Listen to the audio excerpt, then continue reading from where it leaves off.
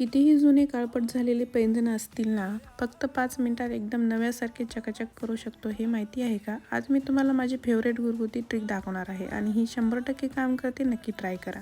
सगळ्यात आधी एका पातेल्यात साधं पाणी घ्या. त्यात 1 चमच चहापत्ती आणि 2 चमच निरमा टाकून घ्या आणि त्यानंतर पैंजण टाकून घ्या.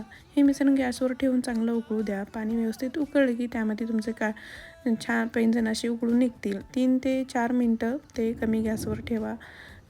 उकळल्यानंतर पैंजण बाहेर काढून घ्या. जुन्या ब्रशनं चांगलं हलकंसं घासून घ्या आणि बघा जादू, सगळी घाण काळेपणा निघून पैंजण एकदम चमचमीत दिसतील.